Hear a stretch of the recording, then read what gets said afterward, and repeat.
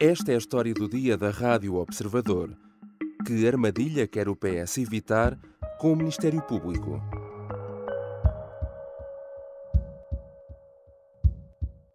Não estou para interferir em processo judicial nenhum. Não conheço o processo judicial, a não ser aquilo que a comunicação social te tem divulgado. Há a justiça, o que é da justiça, há a política, o que é da política. Foi uma frase sempre repetida pelo Primeiro-Ministro à medida que os casos judiciais que envolviam os membros do governo se sucediam. E é uma ideia que António Costa continua a reafirmar, mesmo já depois de se ter demitido. O discurso do passado sábado é visto por muitos dentro do partido como uma espécie de manual do que o PS deve fazer nos próximos tempos. Não hostilizar o Ministério Público e evitar cair no que alguns classificam como uma armadilha. Mas, internamente, há também muitas críticas à Justiça. Afinal, qual deverá ser a estratégia do partido que tem agora de se preparar para umas eleições com as quais não contava? Vou conversar com Mariana Lima Cunha, jornalista da secção de Política do Observador. Eu sou o João Santos Duarte e esta é a história do dia de quarta-feira, 15 de novembro.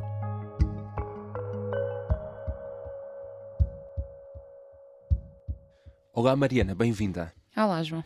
Mariana, já vem de longe esta relação tensa entre PS e Ministério Público, pelo menos já desde a célebre tese da Cabala e do processo Casa Pia. Recorda-nos o que é que aconteceu nessa altura? Sim, esse foi o momento mais tenso da história da relação entre o PS e a Justiça. Nós sabemos que na altura o caso caiu como uma bomba no país e no partido, porque foram implicados vários nomes da direção do PS, incluindo dirigentes de topo. Um deles, que era considerado um dirigente muito promissor, que hoje em dia já não é sequer filiado no PS, foi Paulo Pedroso, que foi preso preventivamente.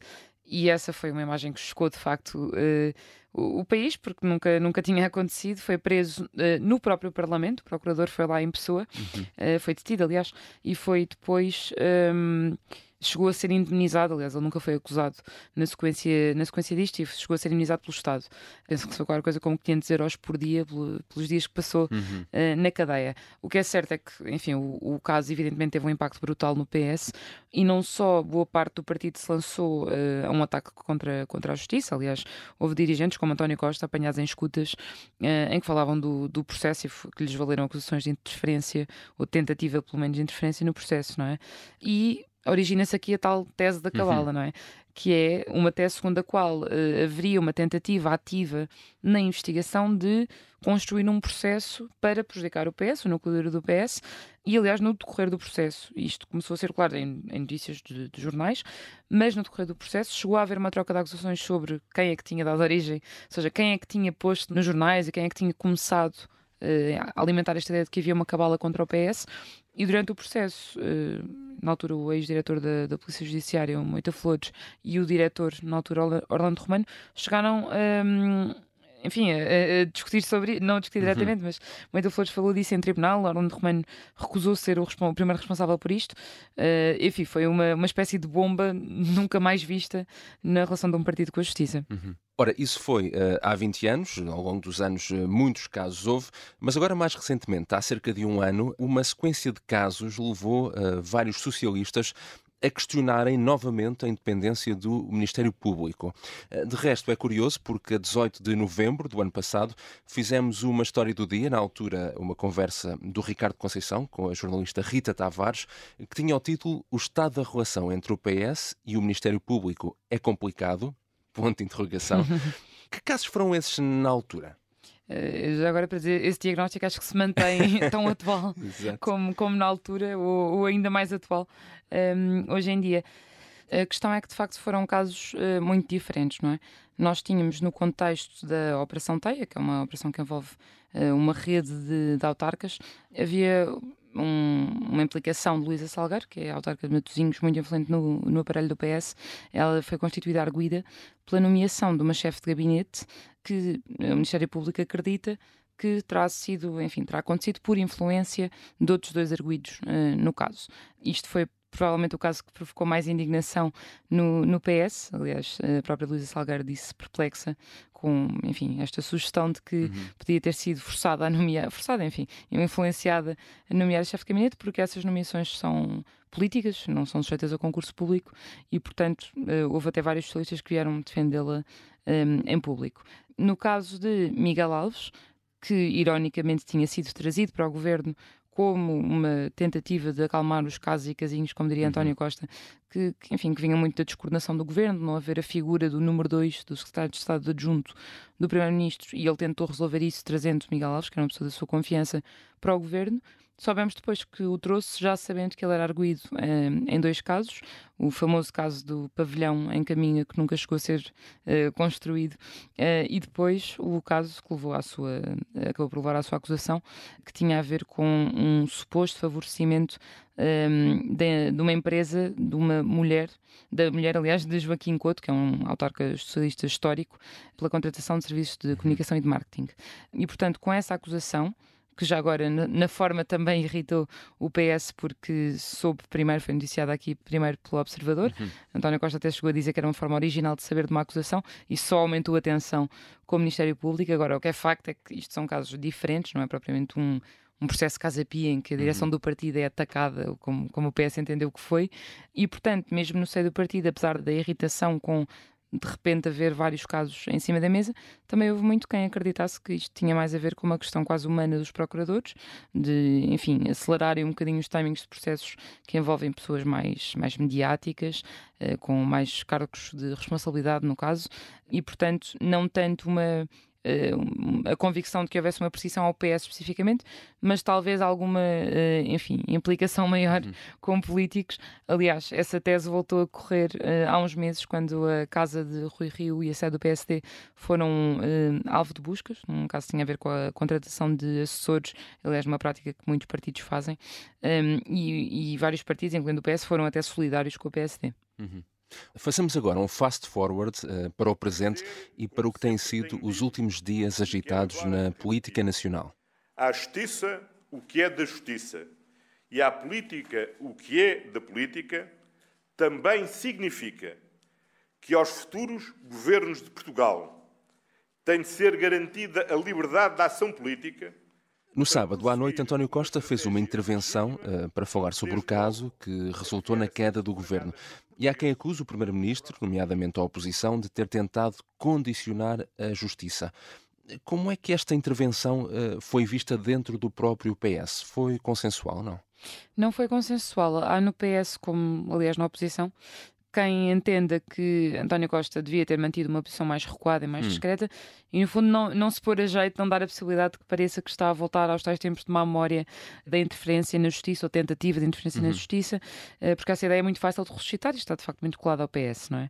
Mas também há muita gente que acredita, e por isso é que isto é uma questão algo divisível no partido, mas, enfim, se eu tivesse de apostar, até diria que há mais pessoas que acreditam que ele fez bem, pelo menos na tentativa que fez, e isso talvez tenha sido sobretudo criticado, enfim, tanto quanto sabemos na bolha mediática, como costumamos dizer, foi, mas a tentativa que fez de defender o que é a ação política.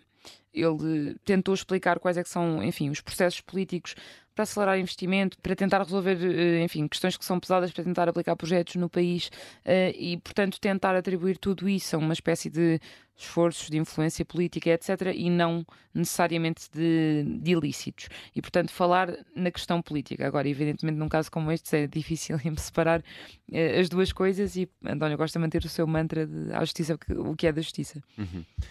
Já voltamos à conversa com Mariana Lima Cunha, jornalista da secção de política do Observador.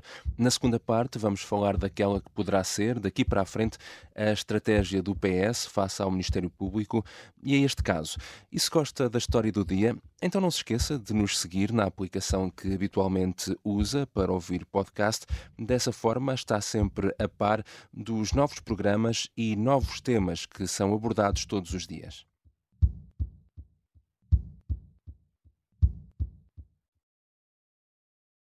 Estamos de regresso à conversa com a jornalista Mariana Lima Cunha. Aqui chegados, Mariana, qual deverá ser então a estratégia do PS para gerir este caso nos próximos meses até às eleições? O que o PS quer fazer, e atenção que há obviamente aqui uma diferença entre o que os socialistas dizem nos corredores e no que têm vontade de dizer no momento em que estão muito irritados com todo o processo, e o que os dirigentes, pelo menos boa parte dos dirigentes, defende que se deve fazer. Agora, a linha, de facto, que a cúpula do PS quer seguir e nós ouvimos esta frase várias vezes esta semana enquanto falávamos com dirigentes do PS, que o Ministério Público não é o inimigo político do PS é a direita, não tem nada a ver com o Ministério Público. E, portanto, há uma tentativa ativa de evitar esse choque direto com o Ministério Público. Ouvimos muito nos corredores do PS dizer que a tese da cabala é um erro e é uma armadilha em que o PS não se pode voltar a deixar envolver, porque isso não só é um bocadinho é fácil que a oposição volte a colar ao PS acusações de interferência na justiça, como na verdade não sabemos como é que o processo vai desenrolar. Essa estratégia Exatamente. pode repostar. Nós não sabemos qual é o resultado que vai ter, e se daqui a uns tempos surge como se costuma dizer, uma smoking gun, uma prova irrefutável de que há aqui ilícitos pelos quais alguém tem de responder dentro do PS. E, portanto, tem de haver aqui muita cautela e, portanto, tem também de haver muita precisão na execução desta estratégia do PS, porque não é que o PS queira ficar parado, quer seguir a tal linha que António Costa definiu, que é de justificar a ação política, ou seja, defender que há uma parte disto que não pode pertencer a decisões técnicas, tem de ser os políticos que acabam por tomar uma decisão e que isso não é mais do que, enfim, o processo político normal a correr. Aliás, já agora isso é uma tese que cola perfeitamente com a tese de Magalhães Silva, advogado do Diogo Lacerda Machado, que falou esta semana numa criminalização do processo político-administrativo, se não estou em erro. É exatamente o que o PS quer fazer. Agora, há aqui várias complexidades nessa tentativa, nessa estratégia, que é, por um lado, o PS teve noção imediata, e António Costa percebeu-se isso na sua intervenção, de que tinha de deixar cair Vítor Scária, o antigo chefe de gabinete de António Costa, imediatamente. Era o caso mais gráfico, o caso dos envelopes de dinheiro guardados no gabinete, dificilmente é justificável com uma ação política ou, enfim, com outras justificações que estão a ser aplicadas para o resto do caso, e, portanto, o PS agarra-se a isto e agarra-se também, ou seja, em separar um bocadinho os casos, e agarra-se também a uma tentativa de, enfim, nos bastidores vai-se agarrando muito aos erros do Ministério Público. Não é uma coisa que queira vir dizer cá para fora claramente, mas a grande esperança é de facto que se vão sucedendo, enfim, notícias como a gralha, o lapso, ou, no outro dia na transcrição de uma escuta, as notícias quando apontam para, por exemplo, a questão das medidas de coação e dos arguidos terem saído em liberdade. Tudo isso são, no fundo, pistas que o PS quer agarrar para tentar desvalorizar o caso, mas não pode fazer de forma descarada nem frontal, senão entrará quase um bocadinho na tese da cabala outra vez. Sublinhar a necessidade imperiosa da observância das regras do Estado de Direito Democrático, como a presunção da inocência e a independência do Poder Judicial. Estas matérias são fundamentais e a justiça é central para o funcionamento de uma democracia de qualidade. Mas o PS não vai passar os próximos 4 meses a discutir um processo judicial. O próprio Pedro Nuno Santos, um dos candidatos que já oficializaram a candidatura à liderança do partido, veio dizer que a justiça não pode ser o tema principal da campanha eleitoral. Sim, eu acho que isso é provavelmente o pior que podia acontecer ao PS, a não ser que, entretanto, imaginando que o caso cai por terra, que se percebe que não há nenhum indício forte, aí, claro que muito provavelmente a questão funcionaria a favor, se calhar mais do que o PS de António Costa e do seu capital político, não é? Mas é impossível fazer essa previsão neste momento e, portanto, passar uma campanha a falar de um caso judicial, mais uma vez associado ao PS, um partido que tem o trauma de José Sócrates, não é exatamente o desejo do PS. E, portanto, Pedro Nuno Santos veio aqui fazer uma tentativa de afastamento do caso, indicar aos seus apoiantes que não é disso que pretende falar, que tem de se concentrar no programa político que tem para o país, e também sublinhar desde o primeiro momento, a independência da justiça, a importância do combate à corrupção, portanto ter um bocadinho o seu momento à justiça, é o que é da justiça. Certamente está consciente que é impossível evitar falar do assunto uma campanha inteira, sobretudo se continuarem a surgir notícias sobre o caso. E o outro candidato que também já anunciou que iria avançar, embora com muito menos mediatismo, José Luís Carneiro, já falou sobre este tema? Falou muito brevemente, aliás, na declaração muito curta que fez, a declaração de candidatura, José Luís Carneiro fez uma frase que, enfim, se quisermos interpretá-la, dizia que o PS tem de ser um partido que privilegia o interesse nacional acima de outros interesses. É curioso porque é uma frase que lhe faz muito lembrar António José Seguro, que ele apoiava contra António Costa antes de ser plenamente integrado no costismo e ser promovida a ministra de António Costa, mas era precisamente essa tese do PS que não alinha com os interesses e com as negociatas e etc. José Luís Carneiro depois, na primeira entrevista que deu à TVI, foi questionado, mas falou de forma algo vaga sobre o tema, falou numa defesa do Estado de Direito, falou também na necessidade de lutar pela transparência dos processos, mas não quis comentar o caso e não falou assim em termos mais claros sobre o assunto. Portanto, para fora a estratégia é essa, não hostilizar o Ministério Público, não cair na chamada armadilha, não é? Vá lá, mas dentro do partido, à porta fechada, não deixa de existir também quem critique duramente o Ministério Público. Sim, existe muito nos bastidores do PS quem critica, quem esteja irritado, quem nem é necessariamente que acredite que haja uma cabala, mas que está preocupado com as consequências, não só, enfim, a consequência mais imediata que foi a admissão do governo e a dissolução de um governo que tinha maioria absoluta, como para o futuro, as consequências para a política, para a forma como se faz política. Nós sabemos que há dirigentes no PS que defendem que é preciso uma defesa clara e expressiva do governo, das ações do governo. Sabemos, por exemplo, que na reunião da Comissão Política do PS, o líder parlamentar Eurico Brilhante Dias disse que a política não pode ser dirigida pelo Ministério Público, foi a Lusa que noticiou isto. Também tem havido algumas críticas para fora. Isabel Moreira tem falado mesmo numa ação judicial que é uma nódoa, ou seja, na maneira como o Ministério Público se tem comportado. Há muita gente que fala na tese de António Costa de que só caiu por causa de um parágrafo, do último parágrafo do comunicado da Procuradoria-Geral da República, embora nós saibamos que, na verdade, as condições políticas para continuar seriam muito mais complicadas, tendo em conta coisas como a detenção do seu próprio chefe de gabinete com envelopes de dinheiro no gabinete e, portanto, enfim, é simplista dizer que foi só por causa daquele parágrafo, mas é uma tese que circula muito no PS e há muitas pessoas nos bastidores que falam sobretudo numa crise de regime e num problema político de futuro, de que vão ficar paralisados, de que não vão ter medo de decidir qualquer coisa que depois possa ser interpretada como resultado de alguma pressão ou de alguma aceleração de processos e de procedimentos.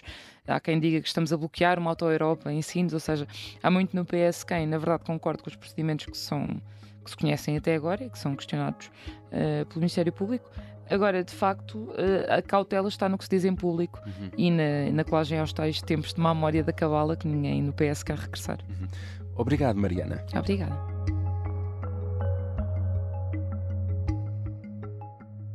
Mariana Lima Cunha é jornalista da secção de política do Observador. Esta foi a história do dia. A sonoplastia é da Beatriz Martel Garcia. A música do genérico do João Ribeiro. Eu sou o João Santos Duarte. Até amanhã.